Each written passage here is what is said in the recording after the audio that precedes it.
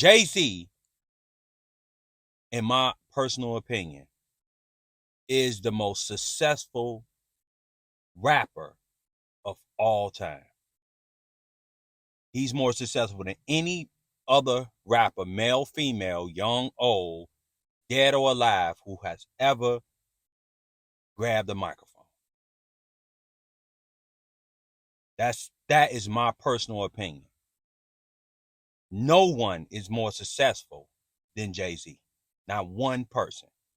It's not about whether he's the best. See, I know people, I hate that people don't really listen. This is not about him being the best, whether he got the best lyrics, whether he has the best songs, whether they listen to him in the South. That's not what I'm saying. He is the most successful. Okay. Now, number one, why he was the most successful. He was consistent. Like I said, I know a lot of people young, but I remember my brother bringing home Reasonable Doubt in 1996. That was the first time I heard of Jay-Z. And my brother brought, it was on tape. I believe, no, I want to see it. It was a tape of Reasonable Doubt of Jay-Z. That was the first time I heard of Jay-Z. Jay-Z dropped in 96, 97 in my lifetime. He dropped in 98, Hard Knock Life, which went 5 times platinum, I believe. He dropped 99, Life and Times of Sean Carter, 2000, The Dynasty, 2001, The Blueprint, 2002, Blueprint 2, and then the Black Album. He came back with Kingdom Come in 2006. Jay-Z dropped 7 years straight. He was consistent. When a lot of people was dropping albums every 2 years, every 3 years, back then, time didn't move as fast as it moves now.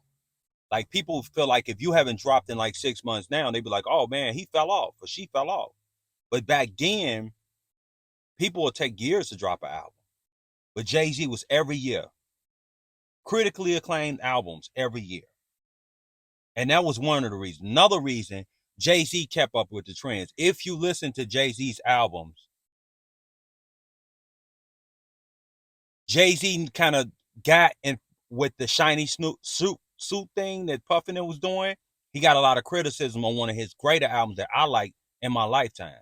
He got criticism for like the Sunshine video. They thought he was trying to go too bad boy, right? But that was a trend, a certain trend was coming.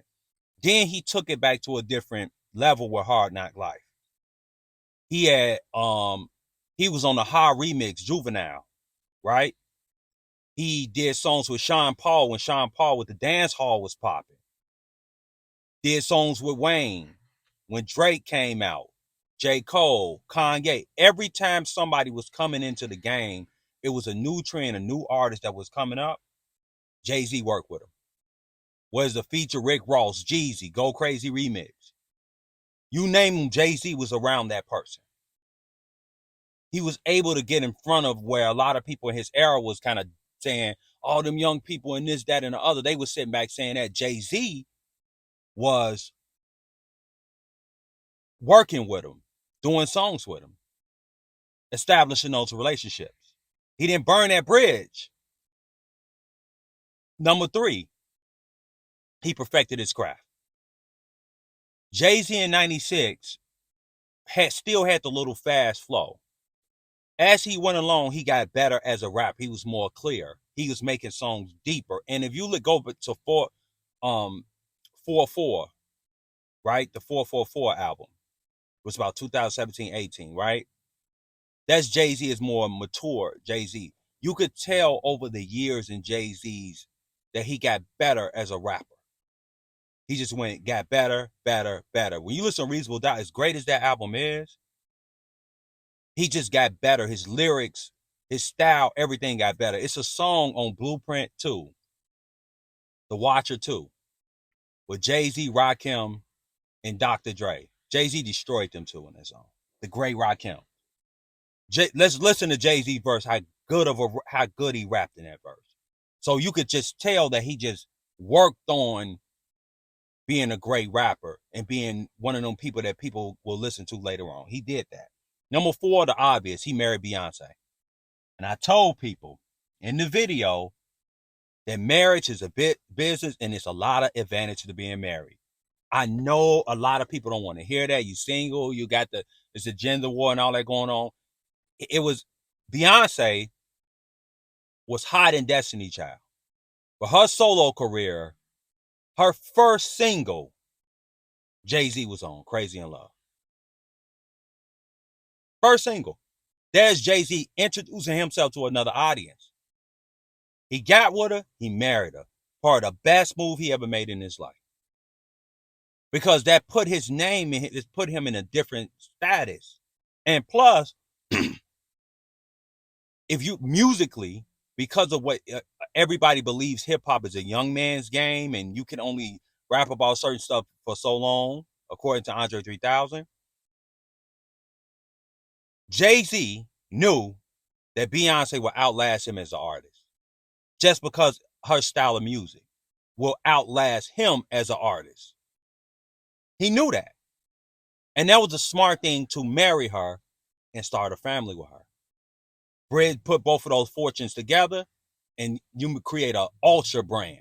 That was a smart move. I'm sorry. Number 5, he invested not only in himself, right? He invested in himself, making good investments outside of music, but he invested in other artists. Rock Nation, you like regardless of what you say about Rock Nation, signing a lot of artists to management deals and getting with Live Nation, where you will have the monopoly on performances, live performances, was smart. Smart move. You can't even hate on because now artists have to kind of bow down to you because you created power because Live Nation is so big.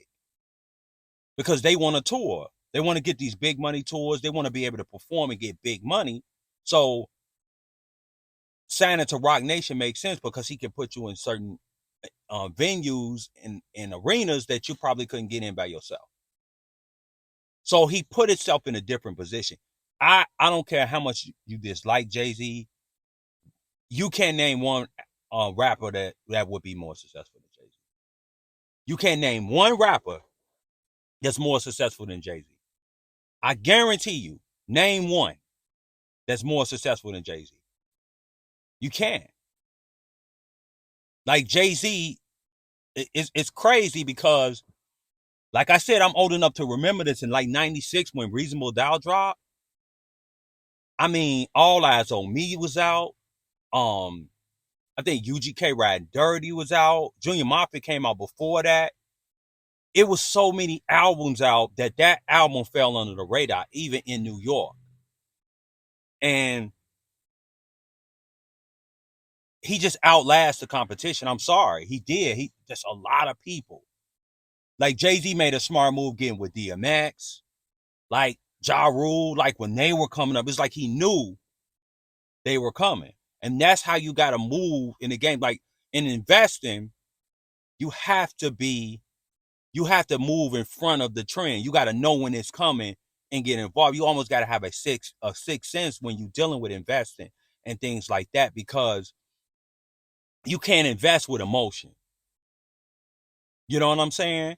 That's why I can observe the success with Jay-Z and maybe some things that people don't like about Jay-Z. At the end of the day, I know people gonna say, well, Jay-Z ain't my favorite rap. That's not the point though of the video. The point of the video is to talk about overall success. It's nobody standing on that mountain that he's on. Now, if Tupac and Big lived, that's another dimension, y'all. They didn't live. They died. These brothers died at young ages. Tupac is, in my opinion, the greatest hip hop artist of all time. There's no debating that. Just that we having a conversation about him now. But Tupac didn't live long enough to get to that level. I think Tupac may have been able to do it. But would Tupac be able to play those corporate games that Jay-Z was able to play? It takes a certain type of person to be able to do that. A lot of guys be like, nah, I'm not doing all that. And I respect that. But when you look back in years and years to come, this dude was a Michael Jordan of rap. I'm sorry, y'all. Like Michael Jackson, Michael Jackson is the greatest pop. Michael Jordan is the greatest athlete of all time. That's it. It's just impact, y'all.